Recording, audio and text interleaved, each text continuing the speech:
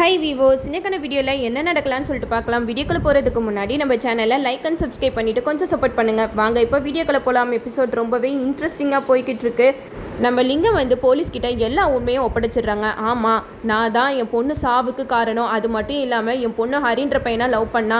ஆனால் என்னோட பொண்ணு வாழ்க்கை நல்லா இருக்கணும்னு நினச்சி தான் ஹரியை கல்யாணம் பண்ணக்கூடாதுன்னு ஹரியை நான் போட்டு தள்ளினேன். ஆனால் என் பொண்ணு இந்த மாதிரி முடிவெடுப்பான்னு நான் நினச்சி கூட பார்க்கல அப்படிங்கிற மாதிரி லிங்கம் போலீஸ்கிட்ட வாக்குமூலம் கொடுக்குறாங்க. அப்போது அதிகாரி கேட்குறாங்க, நீங்கள் எதுக்காக அந்த பையனை கொலை பண்ணீங்க? சாருவையும் ஹரியவையும் சேர்த்து வச்சிருக்க வேண்டியதானே அப்படின்னு சொல்ல, அதுக்கு லிங்கம் சொல்கிறாங்க, அது எப்படி ஒன்றும் இல்லாத பையனோட வாழ்கிறதுக்கான இவ்வளோ நாளாக கஷ்டப்பட்டேன். என் பொண்ணு ஒரு நல்ல இடத்துல வாக்கப்பட்டு அவளோட வாழ்க்கை நல்லா இருக்கணும்னு தான் நான் ஆசைப்பட்டேன். ஆனால் என் பொண்ணு இப்படி பண்ணுவான்னு நான் கொஞ்சம் கூட எதிர்பார்க்கவே இல்லை. அவளை வச்சு நாங்களும் நல்லா இருக்கணும்னு தான் நினச்சோம். அதுக்காக தான் ரகுராம் குடும்பத்தில் என் பொண்ணு சாருவை கட்டி கொடுக்கணும்னு நினச்சிட்டு இருந்தேன். ஆனால் இந்த மாயா எல்லாத்தையுமே கெடுத்துட்டா. கடைசி நேரத்தில் என் பொண்ணை எப்படியாவது சீனுக்கு கல்யாணம் பண்ணி வைக்கணும்ட்டு நான் படாத கஷ்டம் இல்லை. ஆனால் என் பொண்ணு இந்த மாதிரி முடிவெடுப்பான்னு கொஞ்சம் கூட எதிர்பார்க்கல அப்படிங்கிற மாதிரி சொன்னதுமே போலீஸ் அதிகாரிங்களாம் அடிச்சு லிங்கத்தை போலீஸ் ஸ்டேஷனுக்கு இழுத்துட்டு போயிடுறாங்க. இந்த விஷயத்தை பசுபதி புவனா கிட்ட ஓடி போய் சொல்றாங்க. புவனா, லிங்கம் போலீஸ் கிட்ட எல்லா உண்மையும் ஒத்துக்கிட்டாங்க, அதனால அவரை அரெஸ்ட் பண்ணி கூட்டிட்டு போயிட்டாங்க அப்படின்னு சொல்ல, இதை கேட்ட புவனா பயங்கரமா அதிர்ச்சி அடைகிறாங்க. என்னன்னா சொல்றீங்க? லிங்கம் இப்படி பண்ணுவாரு நான் கொஞ்சம் கூட எதிர்பார்க்கவே இல்லை. அவர் எதுக்காக உண்மையை சொல்லணும்? அவர் மட்டும் உண்மையை சொல்லாம இருந்திருந்தா கண்டிப்பா சீனு ரகுராம் இவங்க ரெண்டு பேருக்கும் சரியான தண்டனை கிடைச்சிருக்குமே அப்படிங்கிற மாதிரி சொல்லும்போது பசுபதி நடந்த விஷயம் எல்லாத்தையுமே சொல்றாங்க.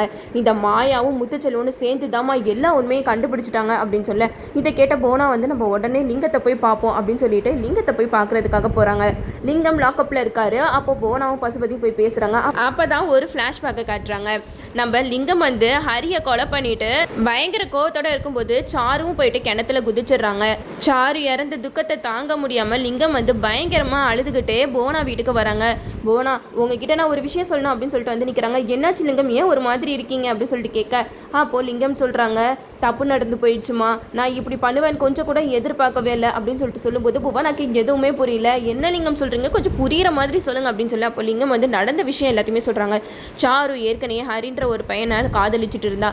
ஆனால் அந்த பையனை எனக்கு சுத்தமாக பிடிக்கவே இல்லை. அவன் ஒன்றுமே இல்லாதவன். அவன் கூட போயிட்டு என் பொண்ணு வாழ்க்கை வீணாக கூடாதுன்னு தான் நான் நினச்சிட்டு இருந்தேன். ஆனால் கடைசி நேரத்தில் சாரு அந்த பையனோட ஓடி போகிறதுக்கு முடிவு எடுத்துட்டா.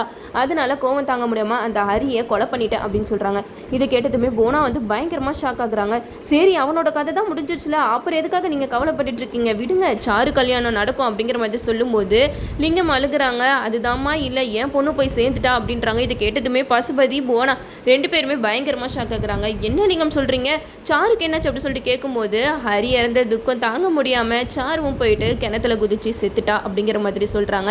இவங்க ரெண்டு பேர் கொலைக்கும் நான் தான் காரணமாயிட்டேன். என் பொண்ணு அநியாயத்துக்கு போயிட்டா. நான் இதுக்கப்புறம் சும்மா இருந்தால் வேலைக்காவது, நானே போயிட்டு எல்லாருமே சொல்லி போலீஸில் சரண்டர் ஆக போகிறேன் அப்படின்னு சொல்கிறாங்க.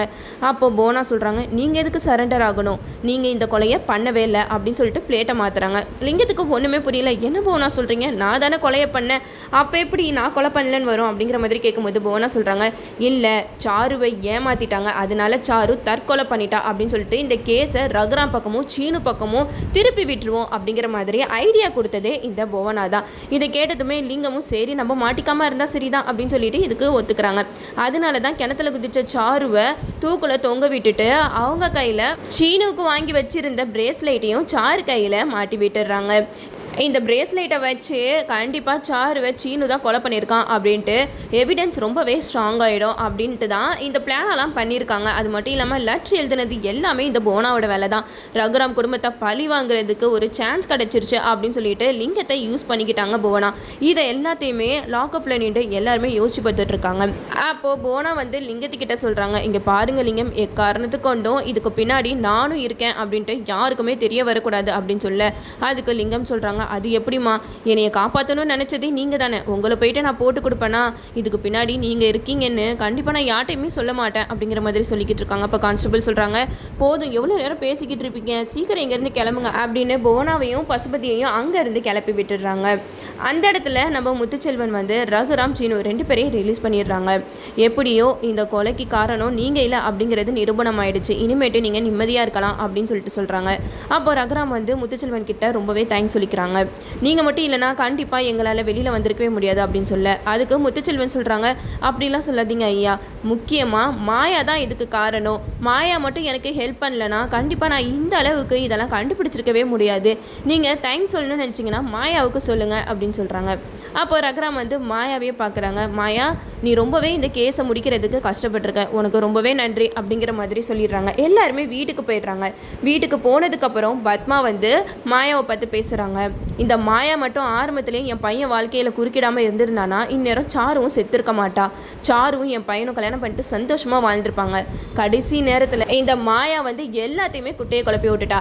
அதனால தான் இப்போ சாருவோட சாவுக்கு காரணம் மாயா, நீயும் தான் சாருவோட சாவுக்கு காரணம் அப்படின்னு சொல்கிறாங்க. அப்போ ஜானகிக்கு சமக்கமாக வருது. பத்மா, பார்த்து பேசு, நீ பேசுகிறதுல கொஞ்சம் கூட நியாயம் இல்லை. சாரு வந்து வேற ஒருத்தனை விரும்பிட்டு இருந்திருக்கா. இந்த விஷயம் இப்போ தான் எங்களுக்கே தெரிய வருது. இப்படி இருக்கும்போது எப்படி சாரு வந்து சீனு கூட சந்தோஷமாக வாழ முடியும்? அது மட்டும் இல்லாமல் லிங்கம் வந்து சாருவை கட்டாயப்படுத்தி தான் சீனுக்கு கல்யாணம் பண்ணி வைக்கணும்னு நினச்சிருக்காங்க. இதெல்லாம் நடந்துருந்துச்சுன்னா கண்டிப்பாக சாருவோட வாழ்க்கையில் சந்தோஷன்ற ஒன்று இருந்திருக்காது அப்படிங்கிற மாதிரிலாம் ஜானகி சொல்லிக்கிட்டு இருக்காங்க. அப்போ பத்மா சொல்கிறாங்க, ஆமாம், எது எப்படி வேணாலும் சொல்லுங்கள், இந்த மாயா என்னத்தை தான் பண்ணாலும் இந்த குடும்பத்தில் எல்லாரும் மாயாவை தூக்கி வச்சு தான் ஆடிக்கிட்டு இருக்கீங்க அப்படிங்கிற மாதிரி சொல்கிறாங்க. அப்போது ரகுராம் வந்து மாயாவை பற்றி சொல்கிறாங்க. மாயா, நான் வெளியில் வர்றதுக்காக நீ எவ்வளவோ கஷ்டப்பட்டிருக்க, ஆனால் அதுக்காகலாம் உன் மேலே இருக்கிற கோவம் போயிடுச்சு நீ நினைக்கக்கூடாது. நான் உன்னை இன்னும் மன்னிக்கவே இல்லை அப்படிங்கிற மாதிரி சொல்கிறாங்க. இதை கேட்டதுமே மாயா வந்து பயங்கரமாக அப்செட் ஆகிடுறாங்க. என்ன பெரியப்பா சொல்கிறீங்க அப்படின்னு சொல்லிட்டு கேட்க, அதுக்கு ரகுராம் சொல்கிறாங்க, இதுக்கப்புறம் எதுவும் பேசாத அப்படின்ட்டு போயிடுறாங்க. இது வந்து பத்மாவுக்கும் பார்வதிக்கும் ரொம்பவே தொக்கா போயிடுச்சு. ஆமாம், இப்போயாவது எங்கள் அண்ணன் மாயாவை பற்றி புரிஞ்சுக்கிட்டாங்களே. இங்கே பாரு மாயா, நீ என்ன தான் இந்த குடும்பத்துக்கு நல்லது செஞ்சாலும் சரி, உன்னோட குணம் எங்கள் எல்லாருக்குமே தெரியும். அதனால உன்னை நான் என் மருமகளை நான் ஏற்றுக்கவே மாட்டேன் அப்படின்னு ரொம்பவே ஓவராக பேசிக்கிட்டு இருக்காங்க. அந்த இடத்துல மணிக்கு செம கோவம் வருது. என்ன பத்மா பேசிக்கிட்டு இருக்க? இப்போ உன் பையன் ஜெயிலேருந்து வெளியில் வந்திருக்கானா, அதுக்கான காரணம் யார் தெரியுமா? இந்த மாயா தான். மாயா மட்டும் ஸ்டெப் எடுக்கலைன்னு வச்சுக்கோ, இந்நேரம் ரகுராம் அண்ணனுக்கும் சீனுவுக்கும் என்ன நடந்திருக்குன்னே தெரியாது. அந்த அளவுக்கு மாயா வந்து இந்த கேஸை முடிக்கிறதுக்கு எவ்வளோ கஷ்டப்பட்டிருக்கான்னு நான் பக்கத்தில் இருந்தே பார்த்துருக்கேன். எப்படி வாய் கூசாமல் அவளை இப்படி பழி சொல்ல உனக்கு மனசு வருதோ அப்படிங்கிற மாதிரி சொல்ல, அதுக்கு பத்மா சொல்கிறாங்க, நீங்கள் வேணா அவளை தலையில் தூக்கி வச்சுட்டு ஆடுங்க, ஆனால் என்னால் அவளை என் மருமகளை ஏற்றுக்கவே முடியாது. அவள் எவ்வளோ நல்லது பண்ணாலும் சரி, எனக்கு அவன் மருமகளை கிடையாது அப்படின்னு சொல்லிட்டு பத்மா பார்வதி 2 பேரும் பேசிட்டு போயிடுறாங்க. அப்போ மணி வந்து மாயா கிட்ட சொல்கிறாங்க, விடு மாயா, உனக்கு தான் பத்மாவோட குணத்தை பற்றி தெரியும்ல, அவள் எப்போவுமே பிடிவாத குணம் பிடிச்சவ, நீ அவள் பேசுகிறதெல்லாம் மனசில் வச்சுக்காத அப்படிங்கிற மாதிரி சொல்லும்போது மாயா வந்து ரொம்பவே ஃபீல் பண்ணுறாங்க. எனக்கு அவங்க பேசுனது கூட கஷ்டமாக தெரியல மாமா, ஆனால் பெரியப்பா வந்து இன்னும் என்னைய மன்னிக்காமல் இருக்காங்களே, அதுதான் எனக்கு ரொம்பவே கஷ்டமாக இருக்குது அப்படின்னு சொல்கிறாங்க. அதுக்கு மணி சொல்கிறாங்க, விடுமா, அதுதான் 2 பேரையும் எந்த தப்பு பண்ணலன்னு சொல்லிட்டு நிரூபித்து வெளியில் கூட்டிகிட்டு வந்தாச்சுல்ல, அதுவே போதும் அப்படிங்கிற மாதிரி சொல்கிறாங்க. அப்போது நம்ம சீனு தான் வராரு. சீனு வந்து மாயா கிட்ட சொல்கிறாரு, மாயா, உனக்கு ரொம்பவே நன்றி. நான் ரொம்பவே கஷ்டப்பட்டேன். எங்கடா இந்த கேஸில் நம்மளால் வெளியில் வர முடியாதுன்னு சொல்லிட்டு எனக்கு நம்பிக்கையே போயிடுச்சு. ஆனால் நீ எங்களை எப்படியோ வெளியில் கொண்டு வந்துட்ட மாயா அப்படின்னு சொல்லி சீனு வந்து மாயாவுக்கு ரொம்பவே நன்றி சொல்லிக்கிட்டு இருக்காங்க. இதெல்லாம் பார்த்தா பத்மா பார்வதிக்கு செம்ம கடுப்பாகுது. பத்மா வந்து சீனுவை கூப்பிடுறாங்க. சீனு, ஒரு நிமிஷம் இங்கே வா, அவகிட்டலாம் எதுக்கு நீ பேசிக்கிட்டு இருக்க அப்படிங்கிற மாதிரி ரொம்பவே கடுப்பில் கூப்பிட்டுருக்காங்க. இதை பார்த்து ஜானகி வந்து சீனுக்கிட்ட சொல்கிறாங்க, சீனு, நீ போயிட்டு ரிலாக்ஸாக ஏறி அப்புறமேட்டுக்கு வேணால் மாயா கிட்ட பேசிக்கோ, உங்கள் அம்மா பாரு ஏற்கனவே கோவத்தில் இருக்கா அப்படிங்கிற மாதிரி சொல்லி சீனுவை அமுச்சு விட்டுடுறாங்க. என்னதான் இருந்தாலும் இந்த மாயா எவ்வளோ நல்லது செஞ்சாலும் இந்த குடும்பத்தில் எல்லாருமே மாயாவை இப்படி தான் பேசிக்கிட்டு இருக்காங்க. இந்த நிலைமை எப்போ மாறப்போதும் தெரியல. நம்மளும் வெயிட் பண்ணி பார்ப்போம். ஓகே வீவர்ஸ், இந்த வீடியோ உங்களுக்கு பிடிச்சிருந்தா லைக் பண்ணுங்கள், மறக்காமல் நம்ம சேனலை சப்ஸ்கிரைப் பண்ணிடுங்க.